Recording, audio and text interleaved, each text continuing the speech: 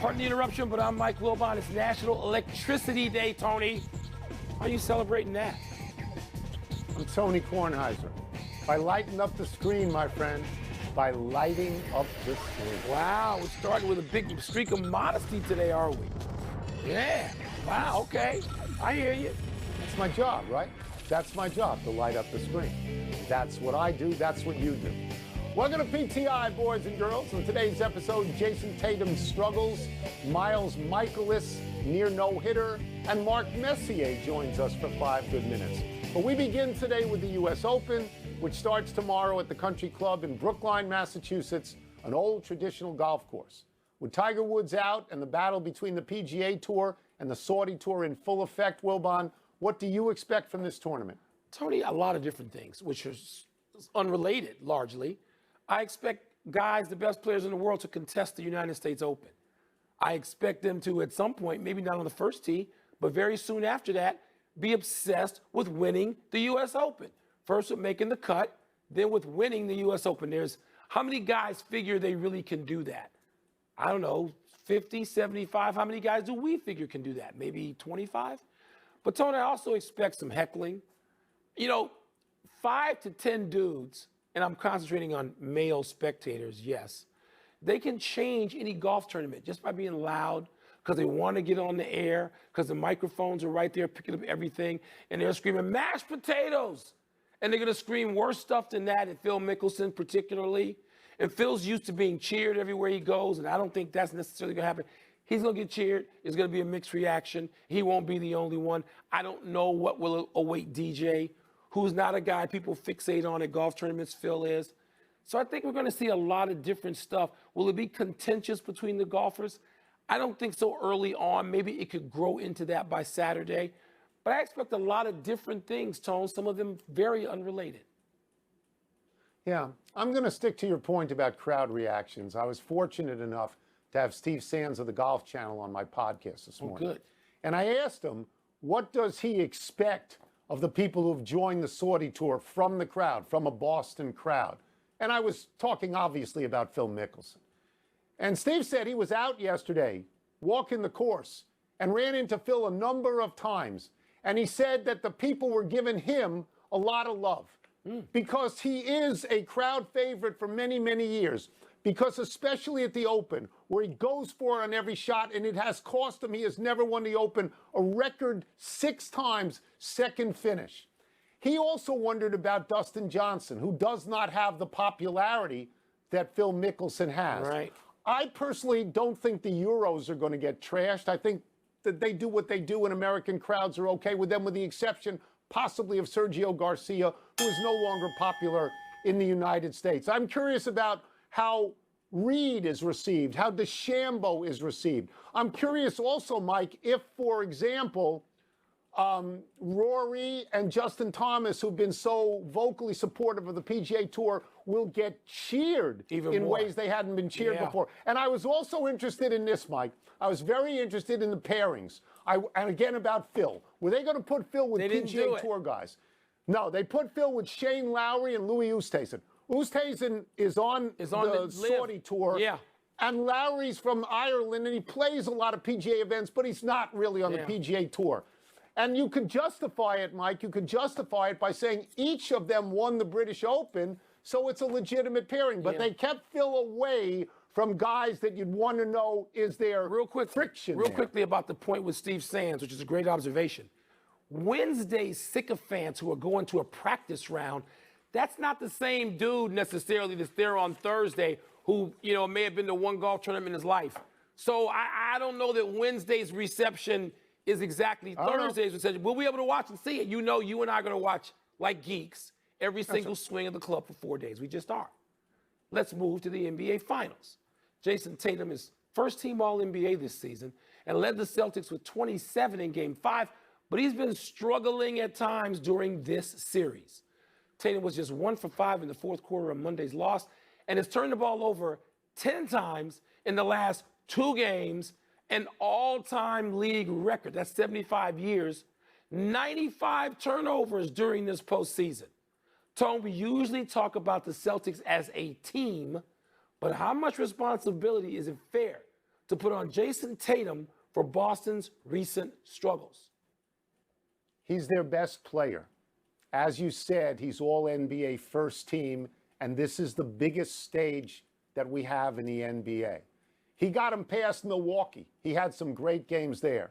But I'm going to use some numbers, and I know you don't like numbers, but you're going to have to pay attention to these. Okay. I get it that he's 24 years old. I get it, it's his first final. I understand that. He's averaging 23 a game, which is okay, but not great. Not first team All-NBA. He's shooting 36% from the floor, which isn't good. Inside the three-point line, in the two-point arc, he's 19 for 82, which is awful. It is. In the fourth quarters, he's 5 of 21, which is awful. The 10 turnovers in 2 games is awful, and the all-time record, 95, is even more awful, right? Now, let's compare him with somebody you like a lot, Devin Booker, who last year in his first NBA final was 24 years old. Same deal. Now, they didn't win. Phoenix didn't win.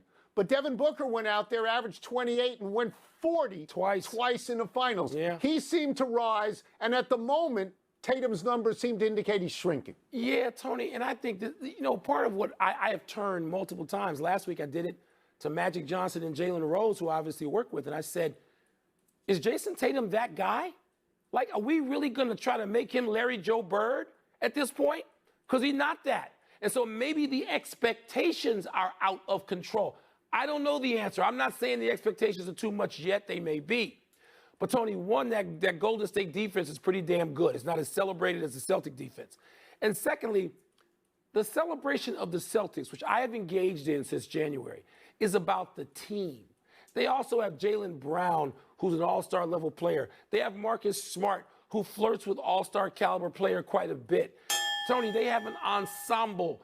And I think that the Celtics have to go out there and win this game. You know how Golden State won the other night when Steph Curry was 0 for 9 from 3? Well, the Celtics better get on that damn train tomorrow, or they're going home. If they're waiting on Jayson Tatum to get them 40 tone, not only do I think it's unfair, I think it's not going to happen. If they win 2 in a row, I think it will be because of Jayson Tatum playing very well. Okay. Conversely, if they lose, Fair enough. people will look to blame him.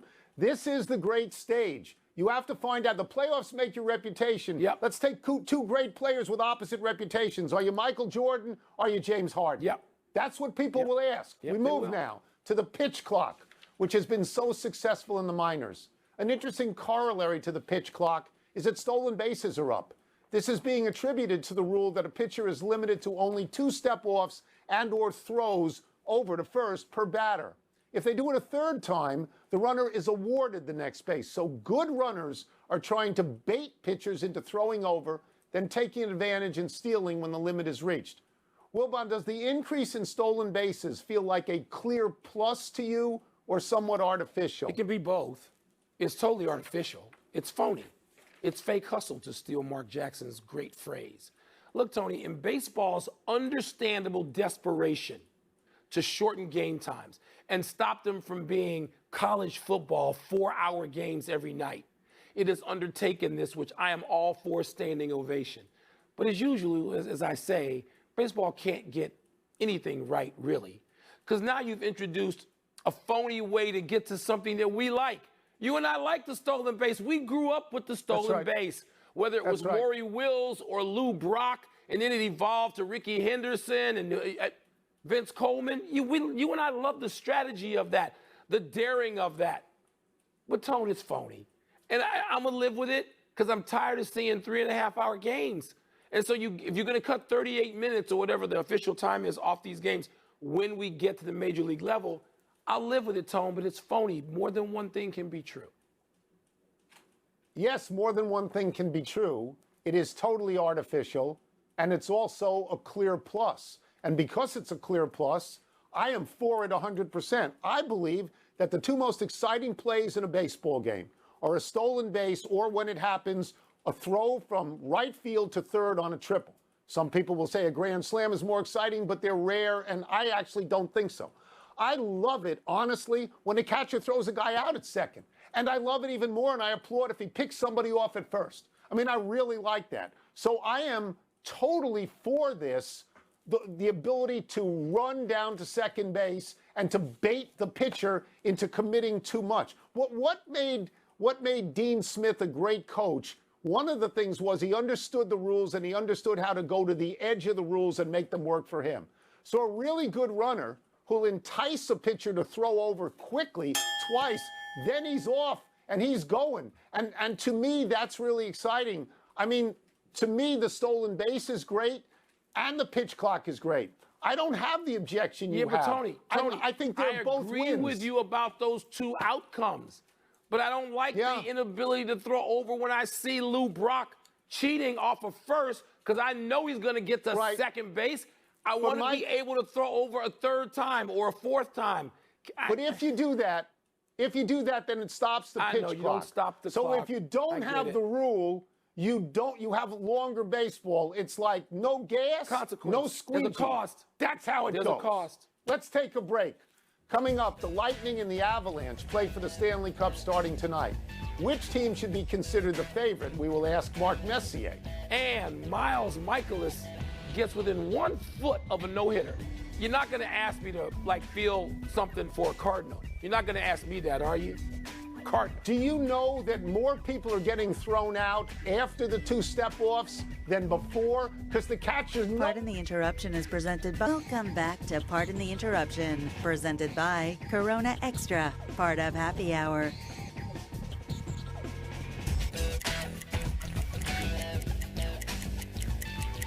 Wilbon and I were starstruck while interviewing our guest last week, so we're making him do it again. Here to help us preview tonight's Stanley Cup final opener is Hall of Famer, fellow bald man Mark Messier, who told me to be loud. It's easy for me to be loud. Here we go. The Avalanche finished the regular season with a better record and more points than Tampa Bay, and they have home ice. So should we consider them favorites over Tampa Bay? Great question. They definitely were the best team during the regular season. Their point totals showed that. Dynamic team, highly offensive team, but hard to say they're going to be the favorites when you're up against a two-time Stanley Cup champions there. So they're a great team. They're up against a team that knows how to win. It's going to be a fascinating series. People in general, as you know, Mark, are always fascinated by offense. The Avalanche has averaged 4.64 goals per game in the playoffs. I hate numbers, but that's a significant one. But would you rather have great offense going into the Stanley Cup final or great goaltending?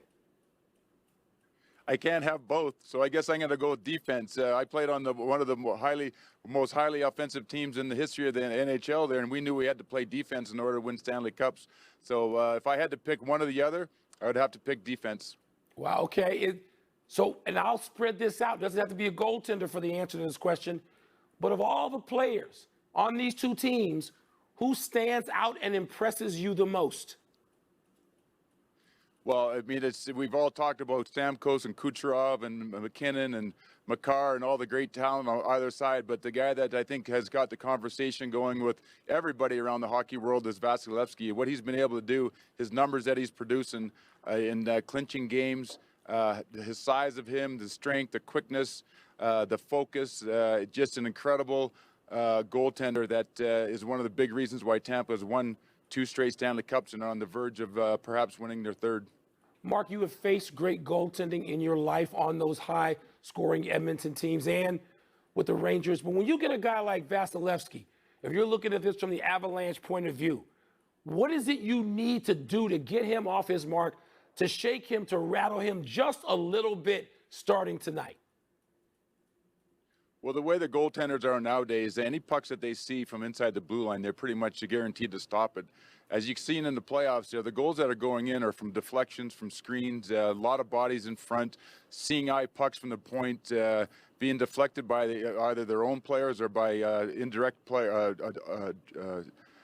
deflections from the opposing team. So if the goalie can't see the puck, obviously he's going to have a hard time stopping it. So for me, I think for Vasilevsky, it's going to be important for Colorado to get in front of him. Obviously, it's no secret. Everybody's in the league's doing the same thing because he's just an incredible talent, and he's so big. Even on the screens, when he gets down in his butterfly, he takes up so much of the net. So, but Colorado, in order to solve them, they're going to have to really get in front of him and take his eyes away.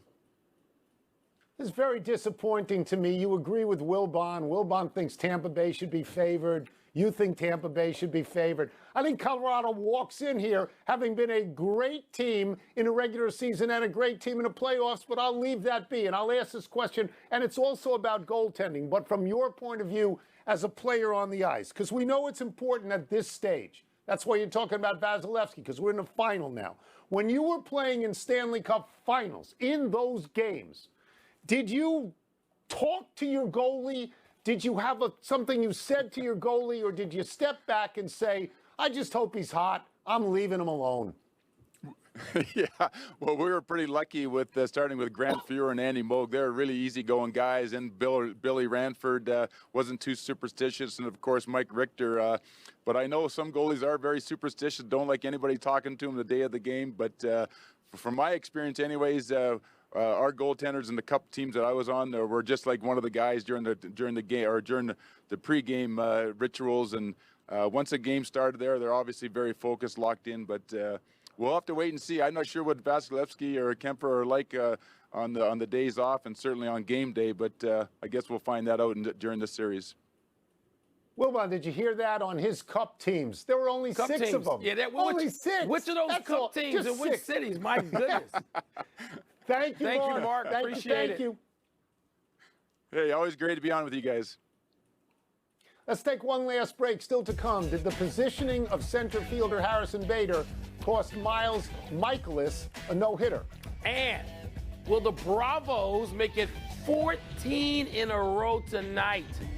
Braves. Sure they will. They're playing Normally, the Nats. I root against the They're Braves. playing the Nats. But anybody who They're can playing the catch the Nats. Mets and drag them down. The interruption is presented by Corona Extra. Find the fine life. Live La Vida Más Fina. Part of Happy Hour. Happy time, people. Happy 29th birthday, Cooper Kupp. The Rams wide receiver had a spectacular season in 2021.